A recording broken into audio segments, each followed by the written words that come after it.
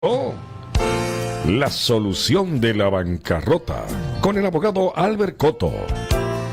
Queda con ustedes para la conducción del programa Patricia Valverde. Buenas tardes, les saluda cordialmente José Córdoba en reemplazo de Patricia Valverde.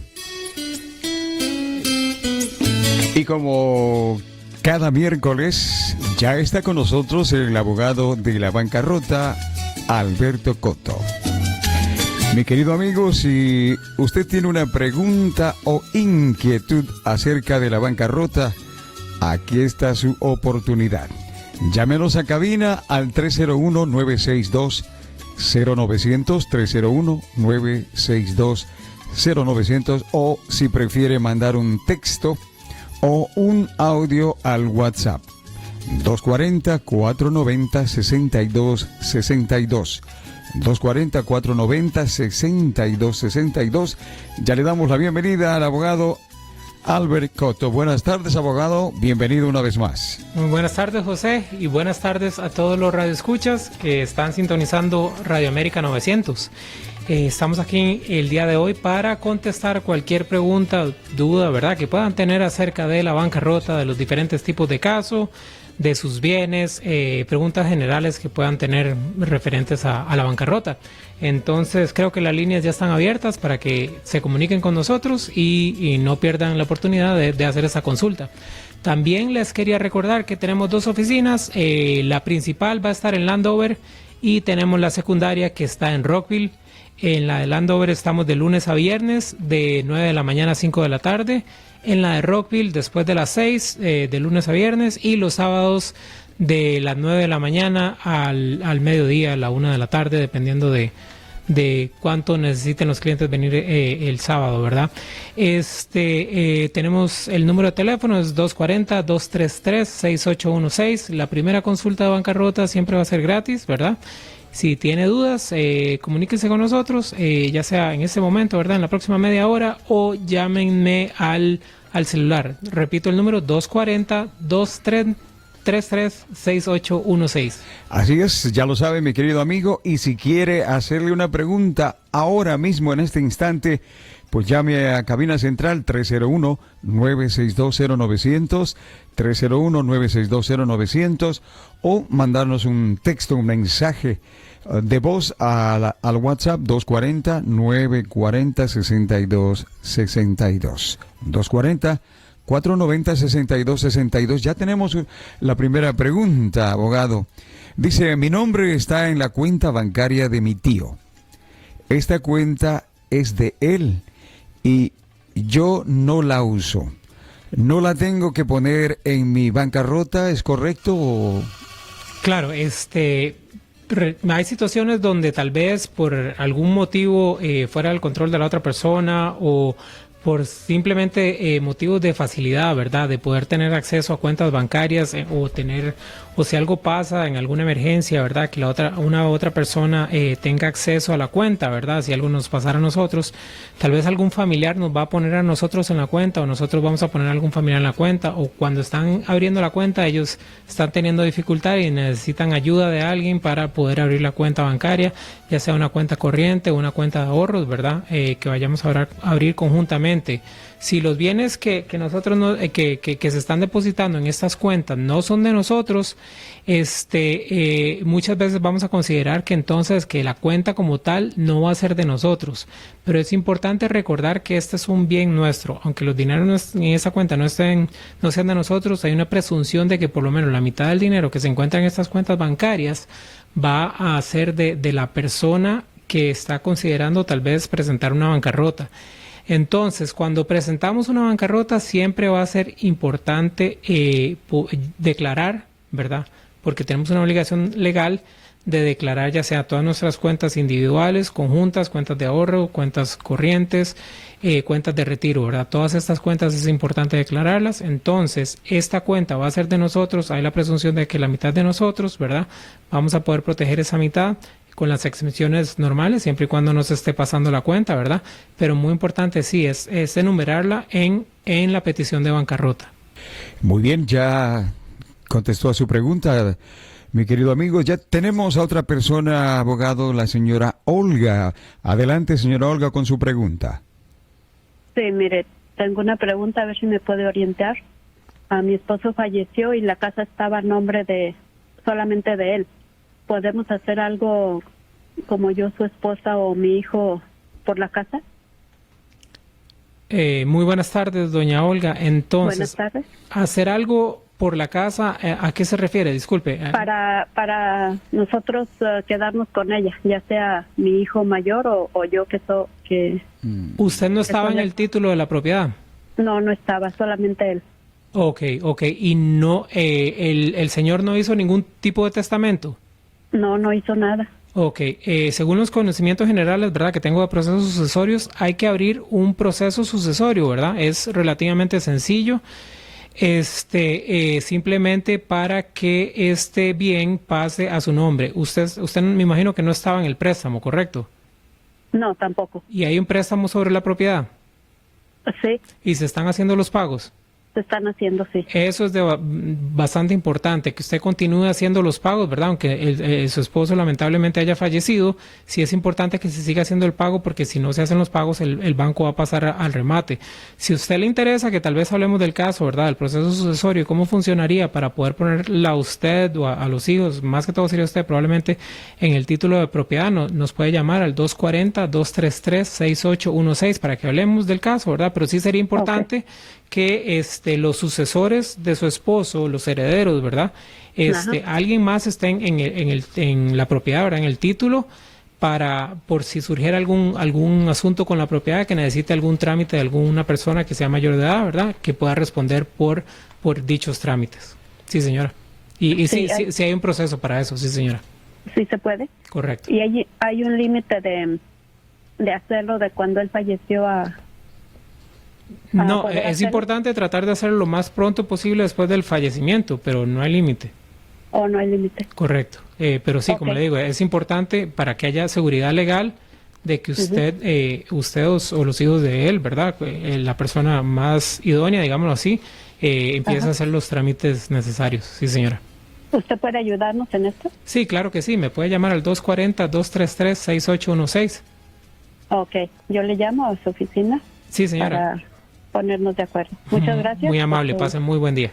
Muy bien, ya lo sabe, señora, 240-233-6816. Buena respuesta, abogado. Otra pregunta muy interesante, y está inquieto esta persona, abogado. Dice, tengo una casa en El Salvador. Está en un lugar muy remoto, no está en el centro de la ciudad y no vale mucho.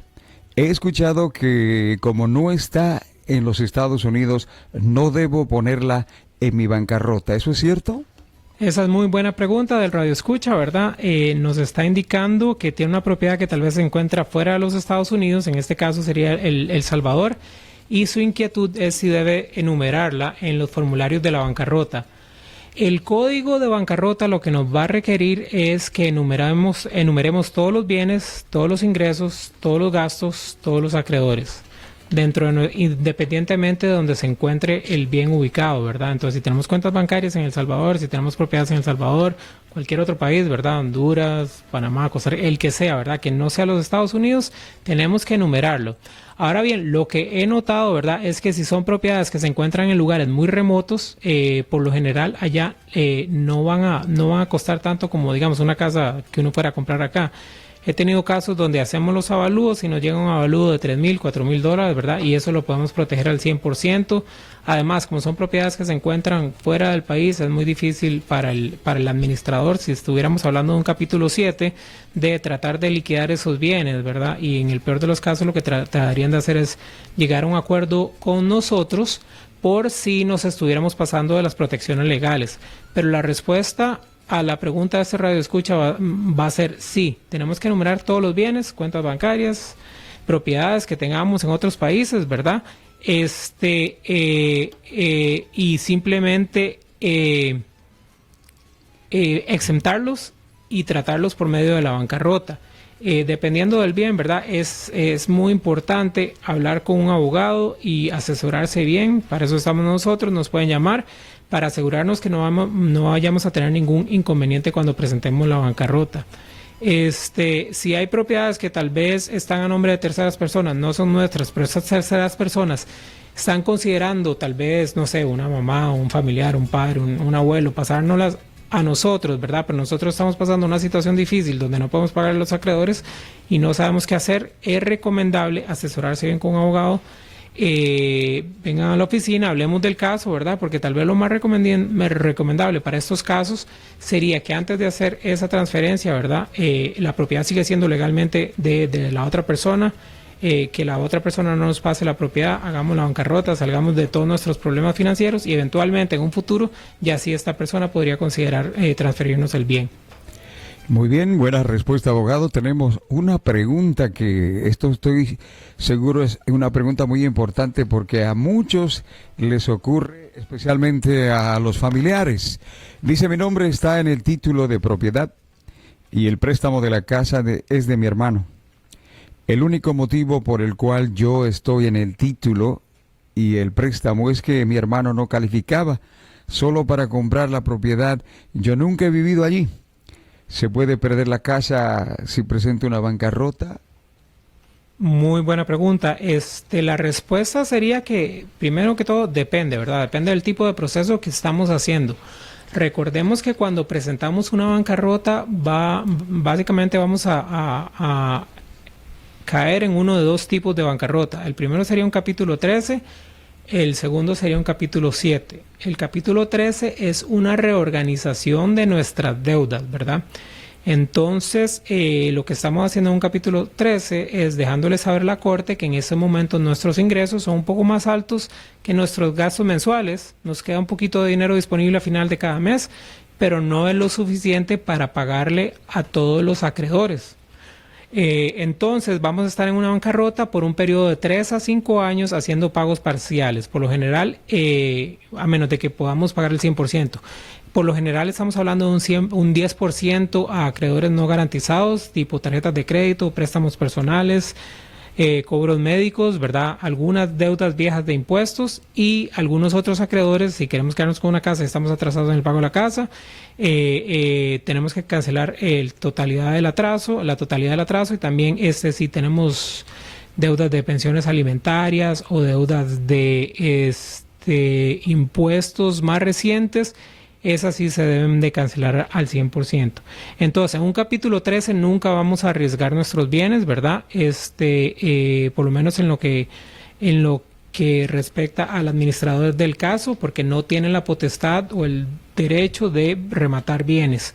El administrador simplemente está nombrado por la Corte para administrar nuestro caso y velar de que le estemos pagando a los acreedores conforme a lo que requiere el código.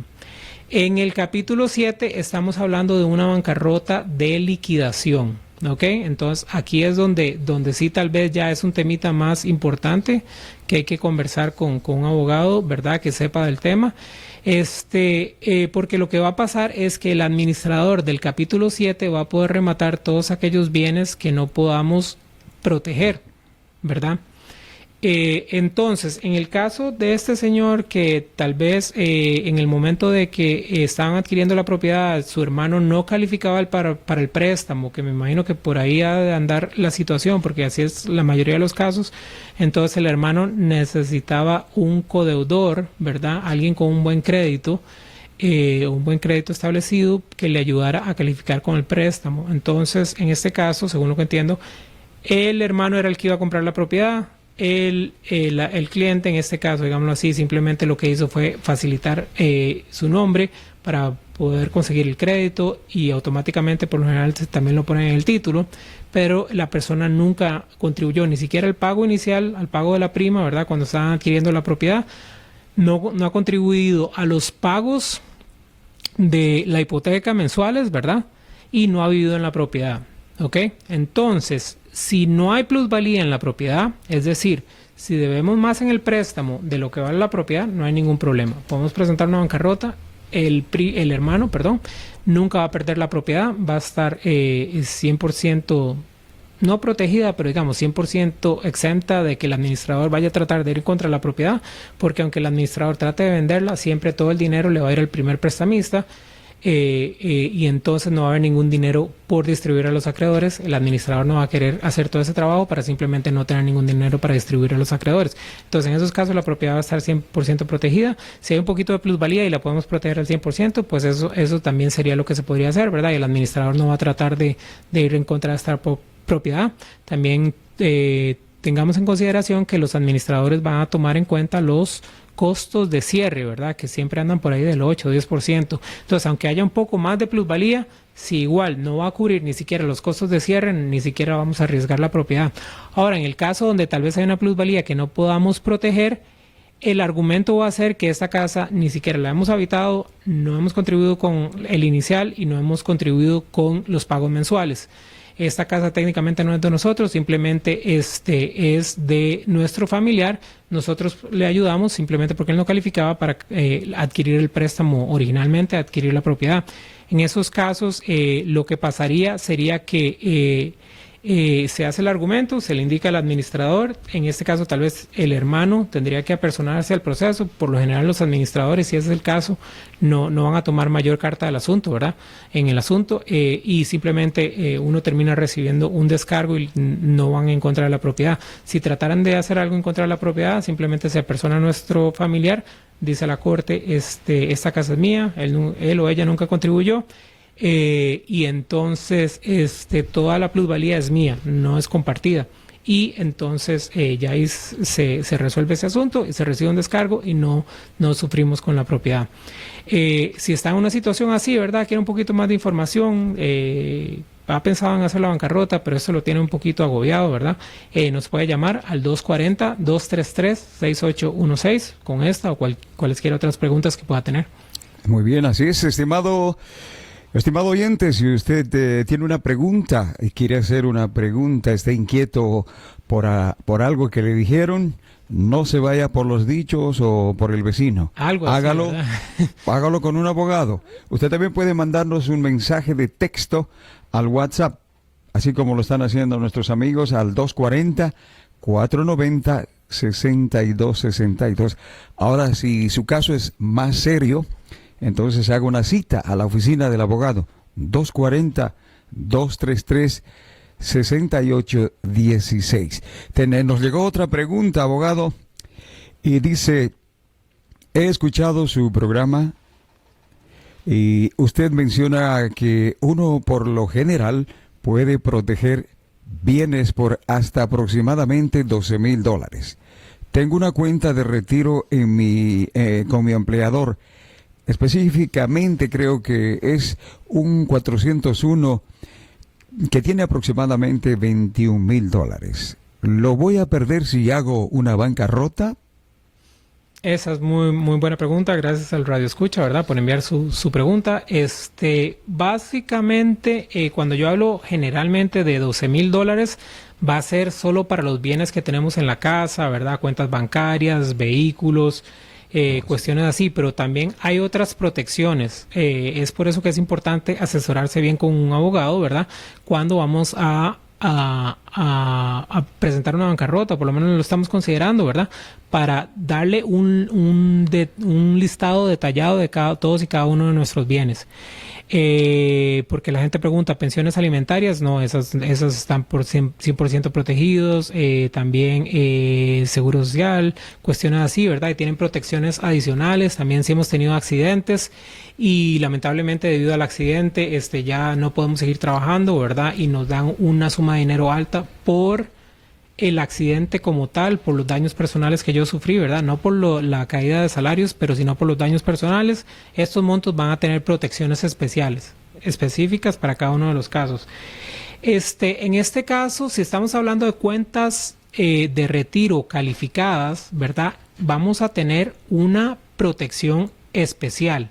Entonces, si son cuentas a las cuales no podemos acceder en este momento, sino hasta que nos retiremos, ¿verdad? Porque hay ciertas cuentas que uno puede liquidar antes, pero si son cuentas que por lo general que uno le van a poner una penalidad muy alta, ¿verdad? Para poder retirar los fondos de estas cuentas, entonces estas cuentas van a calificar bajo el código del IRS, ¿verdad? De impuestos, de tributos, como una cuenta calificada, y estas van a tener una protección especial. Entonces no importa si tenemos $1,000, $10,000, $15,000, $20,000, $100,000. Y abogado, si uno de los que están entrando en bancarrota, digamos, entre una pareja y el esposo o la esposa tiene una cuenta con su hijo, ¿perdería el dinero que tiene en esa cuenta con su hijo?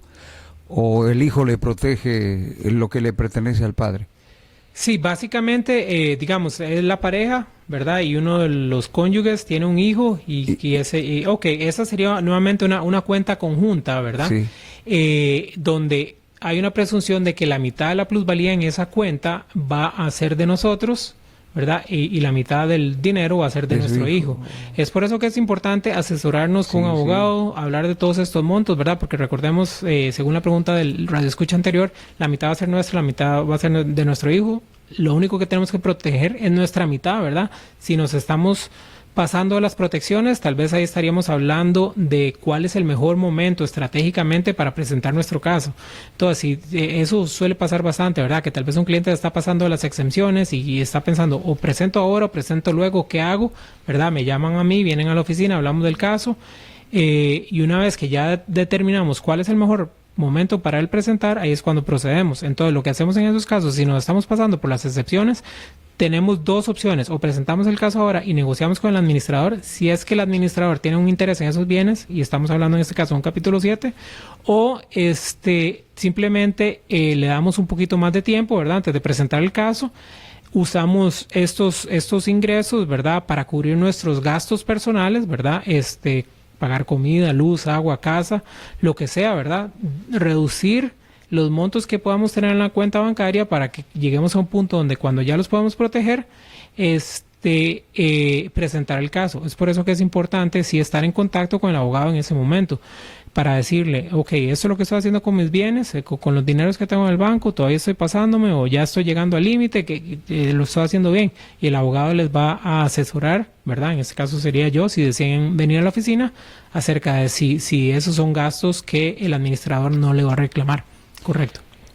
Tenemos otra pregunta, algo que está pasando muy a menudo, abogado, especialmente en estos días que mucha gente pierde su trabajo y etcétera, ¿no? Pierde un familiar. Dice, perdí mi trabajo y no puedo pagar mis deudas. Alguien me dijo que si no estoy trabajando, no puedo hacer una bancarrota. ¿Qué puedo hacer en ese caso? ¿Es verdad o es que el compadre nomás se inventó y le dijo? Claro. Suele suceder bastante que la gente tal vez escucha A y B de los casos de bancarrota y tiene estas ideas erróneas, digámoslo, que no son las más acertadas, porque los ha escuchado de otras personas. Entonces, recordemos que hay diferentes tipos de bancarrotas, está el 7 y el 13, para el capítulo 7 aplican ciertas cosas, para el capítulo 13 aplican ciertas otras. Es por eso que es importante asesorarse bien con un abogado, ¿verdad? En estos casos, pareciera ser que la persona que nos está haciendo la consulta, lo que está buscando hacer tal vez es un capítulo 13. Entonces, lo que pasa es que, digamos, si está atrasado en el pago de la casa o el vehículo y quiere proteger los bienes, ¿verdad? Quiere evitar que le rematen la propiedad o le reposean el vehículo, ¿verdad? Tal vez se ha asesorado y le han dicho que él tiene que estar trabajando para poder financiar un capítulo 13. Esa es la respuesta general. Para un capítulo 13, uno tiene que demostrar que tiene los bienes o los ingresos necesarios para poder hacer los pagos del plan, ¿verdad? Ahora bien, en el momento en sí de que presentamos el capítulo 13, si no estamos trabajando, pero tenemos una fecha de remate, debemos presentar ese caso para detener el remate. Muy importante, porque si no presentamos la bancarrota antes del remate, la propiedad no va a detener el remate. Pero lo que va a suceder es que si no estamos trabajando, pero tal vez ya sabemos que ya vamos a conseguir un trabajo o vamos a empezar a crear otras fuentes de ingreso, ¿verdad? Presentamos el caso y el administrador nos va a dar 1 o 2 meses para conseguir un trabajo para poder financiar el capítulo 13. Ahora bien, para el capítulo 7 es distinto. En el capítulo 7 no estamos haciendo pagos de ningún tipo de plan, ¿verdad? Entonces, si nos encontramos en una situación donde tal vez no estamos trabajando actualmente, es una situación difícil donde nos están llamando los acreedores y nos están aquejando, ¿verdad? Y nos están diciendo que les paguemos, están demandándonos, están tratando de embargar nuestras cuentas bancarias. Una situación así complicada, ¿verdad? Para un capítulo 7 no necesitamos estar trabajando, ¿ok? Un capítulo 7, si calificamos para el capítulo 7, podemos presentar el capítulo 7 en cualquier momento, salir de nuestras deudas y recibir ese alivio, ¿verdad?, de los acreedores que nos ofrece el código de bancarrota.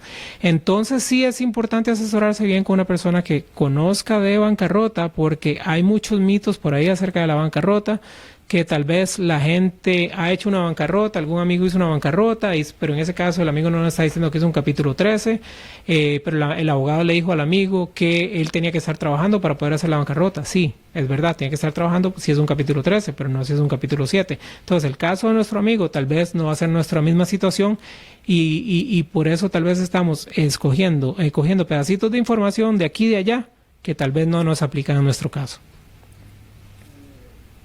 Muy bien, abogado. Tenemos la última pregunta. Me parece que alcanza para responder esta pregunta, abogado. Justo a tiempo, sí. Sí. Dice, tengo un préstamo personal con una compañía que tiene un interés muy alto y ya no puedo hacer los pagos. Hablé con ellos y les dije que iba a hacer una bancarrota. Ellos me indicaron que esta deuda no se puede eliminar en una bancarrota. ¿Cómo es eso, abogado? ¿Cómo me puede ayudar con esto? Claro, recordemos que hay diferentes tipos de deudas, ¿verdad?, que vamos a presentar en una bancarrota. Cuando presentamos el caso tenemos que enumerar todos nuestros acreedores. Entonces, entre la clasificación de deudas vamos a tener las deudas garantizadas, que van a ser los préstamos de vivienda, préstamos de vehículos, ¿verdad?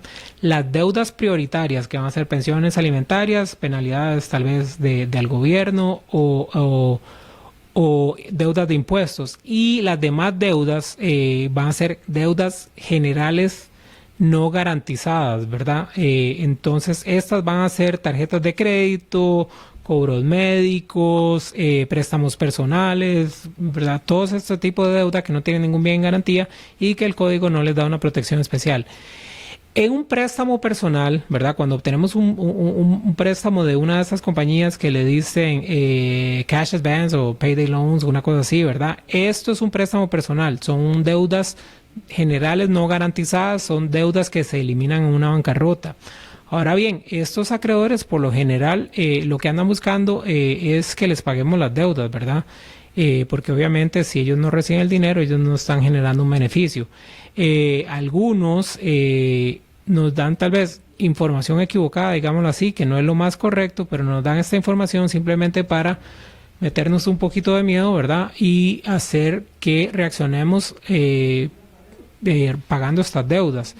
Eso no es correcto. O sea, estas deudas personales, préstamos personales son eliminables en una bancarrota. Entonces, aunque ellos no estén diciendo que no se eliminan, una vez que presentamos la bancarrota, se les notifica a ellos, ya ellos por ley ya no nos pueden contactar más y muy probablemente después de que presentamos el caso ya nunca vamos a escuchar de estos acreedores. Entonces, préstamos personales, payday loans, ¿verdad? Estos son eliminables, se van a eliminar en un capítulo 7 si eso es lo que estamos presentando, o se van a pagar parcialmente a un porcentaje bajo o en su totalidad, dependiendo de nuestra circunstancia en particular, si estamos presentando un capítulo 13. Pero si esa es la situación, llámenme, el número es 240-233-6816, pongamos una consulta gratuita, hablemos de su caso y salgamos de la duda, ¿correcto? Así es, abogado. Tenemos otra pregunta, pero que se quede pendiente para el próximo programa.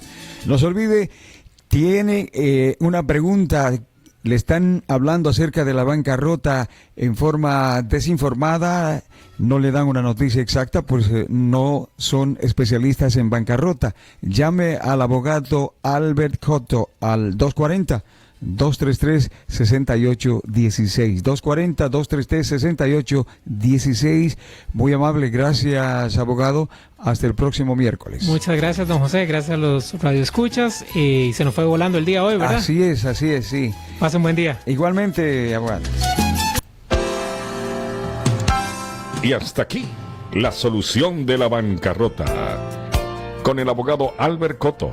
No se pierda un espacio similar el próximo miércoles a la misma hora por Radio América, la emisora diferente.